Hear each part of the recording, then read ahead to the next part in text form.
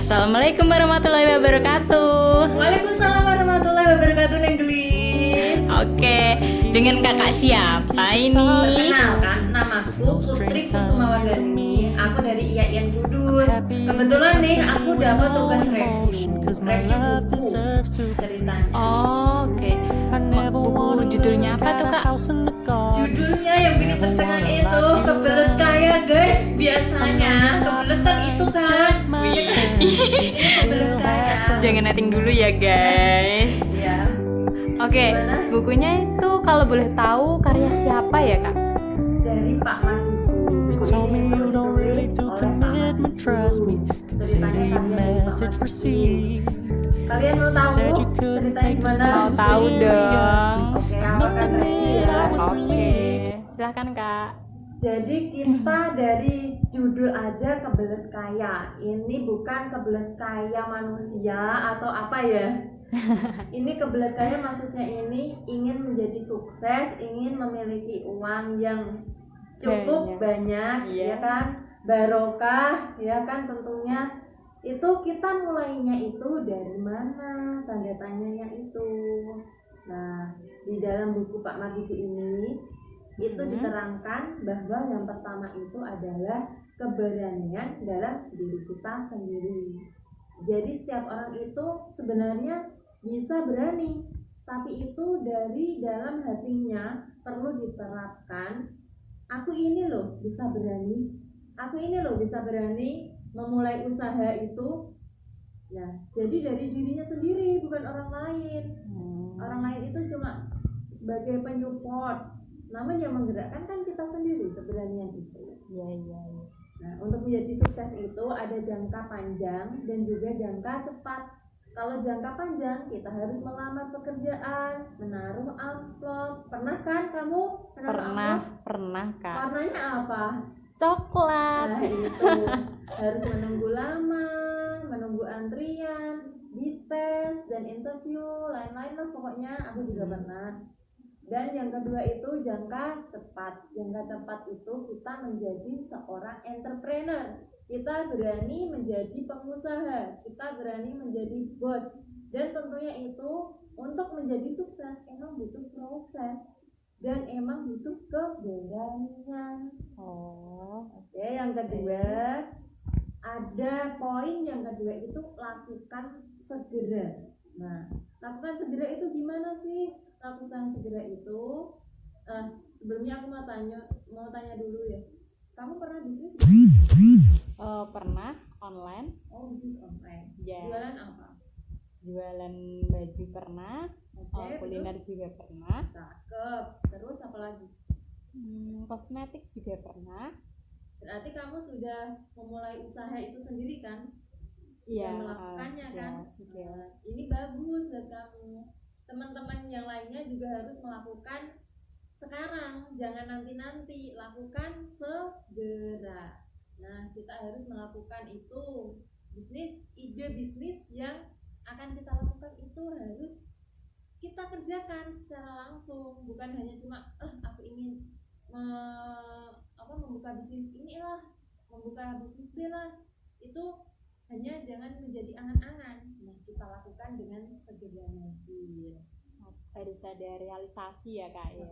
Realistis yang nyata itu gimana sih bisnis yang kita awalnya di pikiran saja kan, di benak kita, dan menjadi nyata itu memang harus dilakukan. Ya, sekarang yang ketiga adalah menguasai secara detail. Kuasai secara detail. Kamu tak tanya lagi ya, nggak apa-apa kan? Oke, silakan kak. Yang kamu kerjakan itu, kamu paham nggak caranya bisnisnya? Caranya jualnya paham nggak? Kalau sekedar promosi bisa sih kak lewat Instastory, terus sama promo sama ke temen langsung kayak gitulah. Nah, itu kamu bisa mengungkapkan detail-detailnya kan? Product knowledge-nya kayak gitu. Ya. Nah, sebelumnya kamu memiliki pengalaman nggak? Sebelumnya udah pernah sih, jadi SPG juga pernah. Nah, tapi kalau kamu nggak memiliki pengalaman, misal kamu memulai usaha bisnis online itu, kamu bisa melakukan nggak? Kayaknya sih otodidak bisa kan? sih ya. Nah, ini yang menjadi pertanyaan menguasai secara detail ini. Seseorang nggak punya pengalaman pun bisa melakukan usaha bisnis itu. Misalnya seorang pengusaha konveksi, ia itu tidak diharuskan untuk bisa menjahit, dia nggak juga pengalaman menjahit, namun dia berproses, dia mau melakukan usaha itu, dia belajar dari usaha yang ditekuninya, kemudian dia menjadi bisa gitu. Nah, kayak kamu tadi kan memang sudah pernah menjadi SPG kan, tentunya sudah diajari ilmu komunikasi gimana untuk mempromosikan produk kan, itu gimana. Nah, selanjutnya ada berbeda strategi. Berbeda strategi itu jurus keempat ini. Berbeda strategi itu gimana sih? Kadang kan seseorang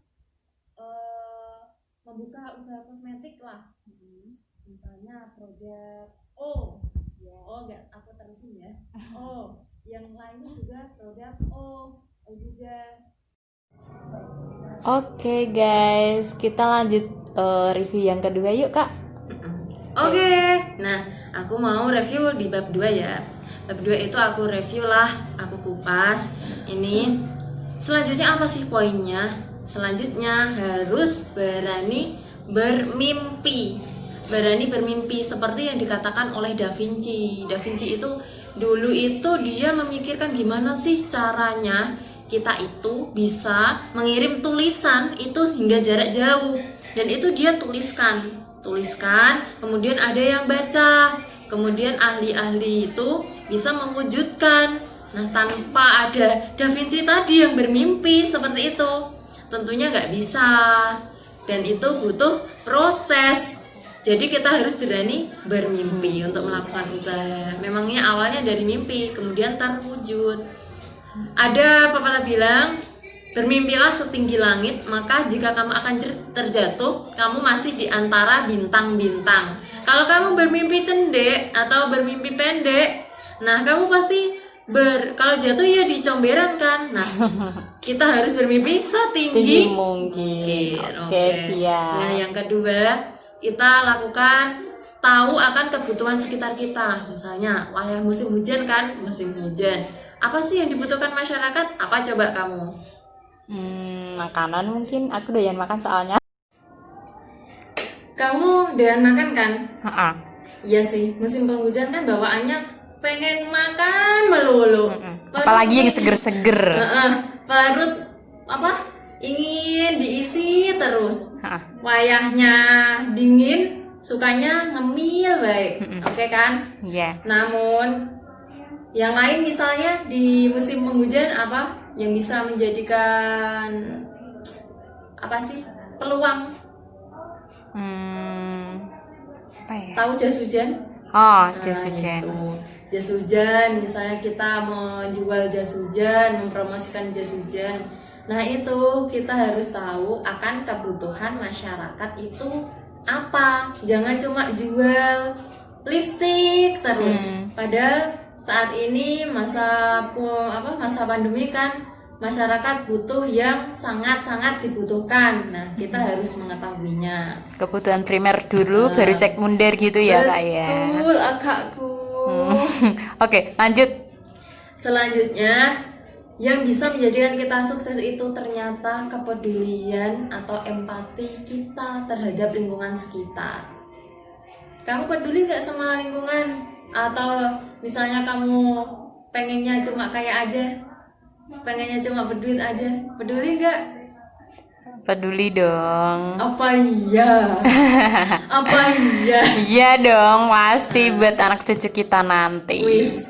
Oke. Nah, ini di review buku ini itu ceritanya nih penulis siapa ya, Pak Didit. Nah, Pak Didit itu dia itu bisa mendirikan bengkel mobil. Namun pekerjanya itu anak-anak jalanan. anak-anak jalanan, tahu kan?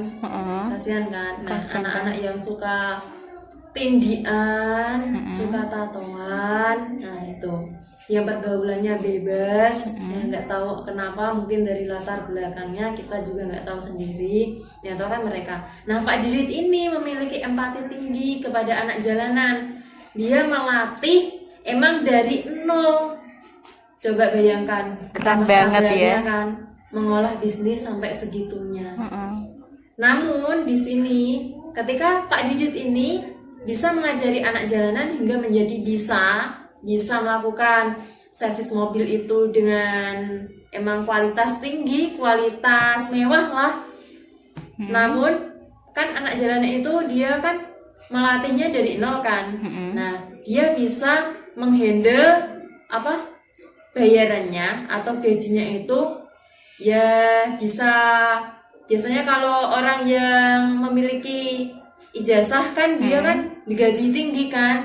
Nah, ini Pak Didit bisa menghandle gajinya itu bisa seminimal mungkin. Namun tetap Pak Didit tetap memperkerjakan mereka dengan mengutamakan kesejahteraan tersebut. Bukan hanya cuma digaji sedikit, itu bukan ya. Tetap kesejahteraan mereka terjamin. Dan dengan kualitas yang tinggi, gaji yang bisa dihandle. Namun pelanggan itu bisa membayar Pak Didit itu dengan gaji yang mahal karena berkualitas. Keren banget sih Pak Didit. Itu kita menjadi termotivasi dari kerja keras Pak Didit, teman-teman. Oke Kak Dani, kita lanjut bab selanjutnya yuk. Baik, kita lanjutin ya. Yang di bab 3 itu membidik pasar. Membidik pasar itu yang pertama butuh nyali untuk mewujudkan ide. Seperti kita sebagai mahasiswa bukan hanya belajar teori saja, bukan hanya belajar materi-materi saja, namun kita juga membutuhkan nyali untuk menjadikan teori itu menjadi praktek yang akan kita kerjakan, jadi bermanfaat. Seperti juga di suatu perusahaan itu dicontohkan di buku kan, suatu perusahaan yang pertama ada yang orang-orang yang hanya bertumpu pada pekerjaan itu. Yang lainnya ada yang mencari sampingan bisnis yang lain, walaupun sudah memiliki pekerjaan tetap, namun ia memiliki sampingan. Suatu ketika perusahaan itu mem-PHK secara mendadak. Bingung kan pekerjanya, aku mau kerja apa nih? Sudah di PHK, aku nggak punya sampingan. Namun yang tadi sudah belajar sampingan, belajar bisnis, walaupun ia memiliki pekerjaan tetap, ia nggak bingung, ia sudah biasanya kerja seperti itu, jadi nggak kagok. Selanjutnya ada seni berutang. Kata siapa? Orang itu menjadi bisnismen itu harus memiliki modal uang yang banyak. Kamu percaya nggak? Kalau modalnya itu hanya 0, percaya nggak? Kamu percaya nggak? Kalau usaha kan biasanya emang butuh modal Kak. Butuh uang kan? Iya. Tapi kan itu bukan miliknya sendiri. Ia memang membutuhkan uang. Dan ada juga yang nggak membutuhkan uang sih, seperti sistem dropship itu nggak membutuhkan uang. Iya. Ya kan paham kan? Saat ini yang bisnis online itu loh. Nah, kalau biasanya kan uang banyak itu sebetulnya sih uang teman kita. Kita itu sebetulnya seni berutang. Seni berutang itu ya emang kita berani meminjam.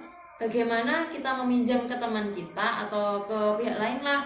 Namun kita bisa memutar kerja uang itu, bisa menghasilkan laba. Bukan hanya cuma berutang habis, utang habis. Yang ketiga adalah menjalin komunitas. Menjalin komunitas ini gimana? Nah, kita biasanya kalau perkumpulan usaha batik lah, kita menjalin perkumpulan usaha batik itu di grup Facebook misalnya. Dan saat ada peluang, ada yang membutuhkan, itu ada informasi-informasi. Misal kita memiliki usaha lapak bakulan. Di sana, di tempat sana ada acara pergelaran ketoprak. Nah, itu dia biasanya menginformasikan di grup. Jadi dengan komunitas itu saling mendukung. Selanjutnya di bab 4 Ayo, skui di review. Silahkan. Di bab 4 3. aku mau mulai review dari bab 4 ya. Kamu pernah gagal gak? Pernah? Nah, ini menjadi aku akan menyampaikan hati seorang entrepreneur ya. Seorang hati orang pembisnis itu gimana. Oke. Kalau Silakan. kamu gagal biasanya ngedon gak sih? Pasti dong. Iya, pasti ya.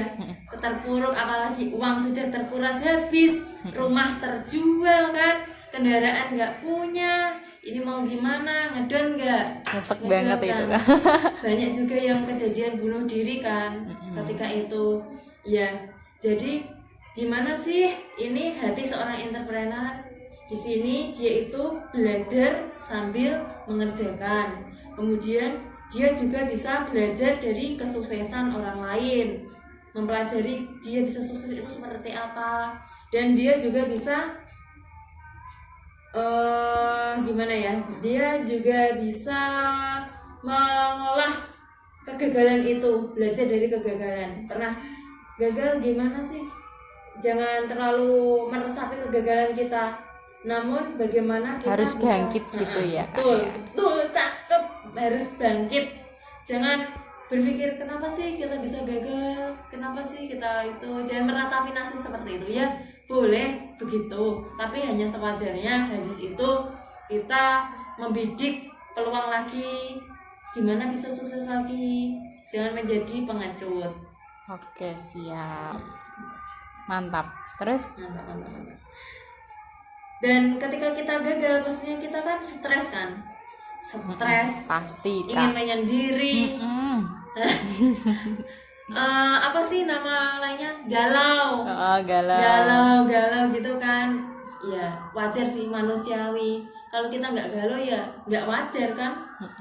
Nah, itu bagaimana kita bisa mengelola stres itu. Mengelola stres itu kita bisa main ke tempat teman yang dia sukses. Akhirnya kita bisa taruh motivasi. Jangan berlarut-larut untuk stres, itu jangan. Terus di bab 5 kita akan belajar pola pikir entrepreneur atau pola pikirnya pembisnis. Seorang pembisnis, kalau kamu sudah menjadi wirausaha, kamu itu harus cerdas. Cerdas apa? Ya cerdas mengambil peluang yang ada apapun itu. Yang penting halal. Jadi seorang pembisnis itu harus cerdas, harus jangan cepat puas. Misalnya kamu sudah jutawan lah, ya emang jangan cepat puas. Nanti suatu saat roda itu kan akan berputar kan pastinya. Pasti. Langsung ke bab 6. Bab 6 itu tugas entrepreneur. Tugas entrepreneur. Apa sih tugas itu? Pernah mendapat tugas di kerjaan? Pernah Apa? bikin PR. Di kerjaan loh, bukan di Oh, sekolah.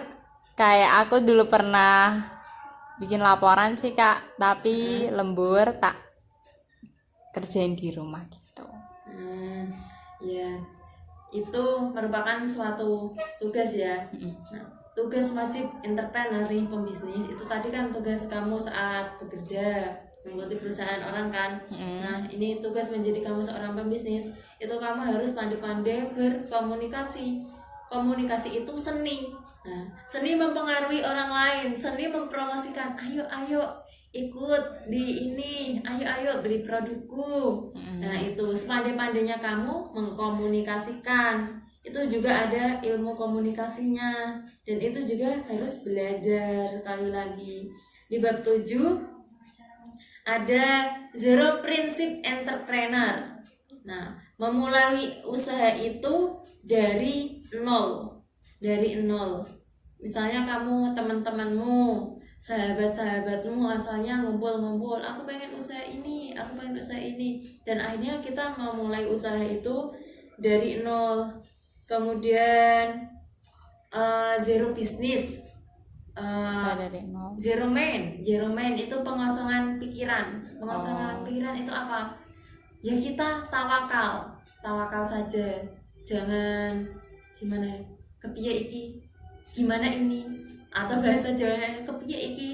Nah, bahasa Indonesia gimana ini nanti kalau gagal, gimana ini kalau ini itu. Jangan begitu.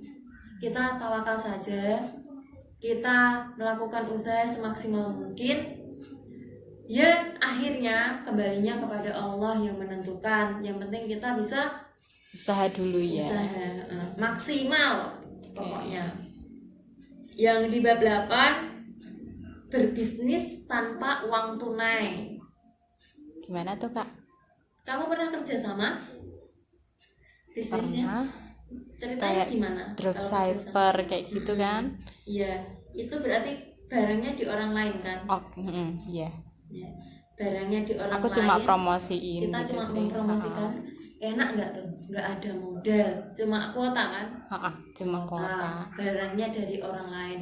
Dan seperti itu di dalam buku kebelet kayak ini, saking kebeletnya nggak punya uang, ya kita kerjasama sepandai-pandainya kita mengkomunikasikan, Kak aku mau menjadi reseller, aku mau menjadi dropship, di punya kakak boleh nggak? Biasanya dikasih harga sendiri kan? Iya. Harganya lebih mahal atau lebih murah? Lebih murah dong, Lebih pasti. murah dan bisa untuk dijual, kita dapat Untung. untung. Selanjutnya di bab 9 ada darah bukan darah apa ya, darah entrepreneur ini. Darah entrepreneur. Kirain darah apa Kak? Darah apa? Sok lanjut. Ya, darah entrepreneur, penilai karakter yang baik. Entrepreneur itu harus memiliki karakter yang baik, memahami karakter orang dan bisa menerapkan karakter yang baik. Misalnya kadang kan gini, kamu menjadi dropshipper, orang, Kak barangnya gimana? Kak bahannya apa? Misal kamu jawab, Kak bahannya apa? Misalnya kan di dropshipper kan kamu, kamu ditanya, Kak ini bajunya ini bahannya itu kain apa? Oh, kayaknya satin Kak. Tuh. Terus kalau aku ini beratnya 50 kilo muat gak Kak? LD-nya 110 Kak. Panjangnya 100 cm. Oh iya, muat kayaknya Kak. Real big gak Kak itu? Iya dong, itu kan pengambilan gambarnya dari kita sendiri. Oh gitu. Harganya berapa Kak? Harganya cuma 100.000 Kak. Mahal Kak. Kalau aku di aku itu 75 itu udah dapat bahan kayak gitu Kak. Bahannya juga persis. Maaf ya Kak, nggak jadi. Maaf ya.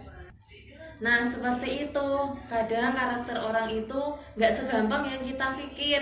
Kadang sudah bertanya detail sampai detail, sedetail-detailnya, menguras kesabaran kita. Namun akhirnya nggak jadi. Nah seperti itu, kita harus bisa menyikapi perilaku konsumen kita dan harus sopan santun, jangan marah-marah. Dimanapun dia kan memang yang menjadi pembeli kan, kita harus melayaninya dengan sepenuh hati. Oke. Harus ekstra sabar ya Kak ya. Pol pokoknya pol sabar. Yang pernah bisnis online pasti tahulah bagaimana. Kita juga bisa memikat promosi seperti apa ya, bisa menggunakan video-video, bisa menggunakan apalah kayak apa sih, kayak kalau kosmetik itu before after itu namanya apa sih? Oh, testimoni maksudnya. Betul, testimoni sampai kelupaan. Nah, biasanya kayak produk skincare kan gitu kan. Awalnya permasalahan kulitnya gini, terus ada testimoninya. Nah, itu sebuah promosi juga yang bisa memikat konsumen. Akhirnya kan percaya kan membeli produk itu. Ada testimoninya, berarti ini kenyataan dong, bisa membuktikan, bisa terbukti skincare-nya itu. Oh gitu, iya cakep. Terus Selanjutnya di bab 10 ya, aturan main entrepreneur. Aturan, yang namanya aturan itu harus ditaati. Kayak Pak Polisi kan, harus ditaati. Pernah melanggar aturan? Pernah ketilang? Pernah dong. Aduh, nah itu karena tidak menaati aturan. Aku juga Oh, pernah. iya. Oke, jujur ya ini. Yang pertama, kita harus berpikir positif. Berpikir positif dan berhati-hati dalam kehidupan sekitar. Berhati-hati dalam kehidupan sekitar kita. Berpikir positif, yakin bahwa kita itu bisa sukses. Berhati-hati, jangan gegabah. Selalu berhati-hati dalam melakukan aktivitas bisnis. Jangan pelit ilmu. Misalnya kita memiliki keahlian. Gimana nih caranya buat ini kita memproduksi makanan. Tapi kita pelit ilmu. Justru kalau malah kita pelit ilmu, kita itu malah ya Sorot nggak rezekinya barokah. ya. Betul, nggak barokah gitu loh. Iya. Seperti Pak Didit itu kan nggak pelit ilmu, dia berbagi pada anak jalanan. Cakep sih. Malah ketika itu kan karyawan dari Pak Didit itu yang anak jalanan mendirikan usaha bengkel baru. Wah, Tapi keren banget ya Kak. tapi Pak Didit biasanya kan dia kok malah mendirikan baru, padahal itu yang mendidik kita. Iya, gitu nggak kan. ada rasa iri gitu ya, Ada malah dia iri rasa kan. seneng ya. Tapi Pak Didit itu tidak begitu. Dia malah merangkul bahwa bisnis juniornya itu merupakan komunitasnya, bisa menjadi peluang untuk Pak Didit, bisa menjadi peluang bersama gitu. Ada kenal itu kayak membangun bisnis harus pakai dukun, fenomena magis. Oh iya Kak, ada. Ada kan, biar supaya laris, pakai iya. penglaris gitu kan. Iya. Nah itu seharusnya itu tidak boleh ya. Kita kan harus bersaing kan secara sehat kan. Jangan sampai pelanggan kita teracuni ilmu-ilmu seperti itulah, karena itu kan seperti syirik kan. Harusnya Nggak barokah ya, Kak, ya. kekuatan kan dari Allah, kita yang berusaha. Ketika semua itu bisa bersaing positif, aku yakin kok pasti ya memang usahanya semaksimal mungkin itu yang bisa sukses. Jadi kalau jualan itu nggak usah pakai yang ilmu-ilmu kayak gitulah. Terus berinvestasi itu pernah diceritakan suatu ketika penulis itu investasi tanahnya itu di dekat jurang. Tapi ada orang lain yang komen gini, loh tanah kok kamu beli padahal di dekat jurang, itu kan nggak menghasilkan. Nah suatu ketika terjawab, di dekat jurang itu dibangun tol, dan akhirnya berlipat-lipat kan keuntungannya, bisa dimanfaatkan. Itu peluang yang tidak terduga. Kita tetap berinvestasi. Yang selanjutnya bab 11 adalah budaya entrepreneur. Kita harus sportif, melakukan pelajaran belajar itu ketika berbisnis itu harus kejujuran kita junjung, dan juga memberikan hal yang terbaik, pelayanan yang terbaik, kualitas yang terbaik, semuanya harus diberikan yang terbaik untuk konsumen kita, supaya konsumen kita itu bisa loyal. Kalau kamu pakai kosmetik misal, kamu gonta-ganti atau loyal? Loyal itu kamu tetap gunain kosmetik itu.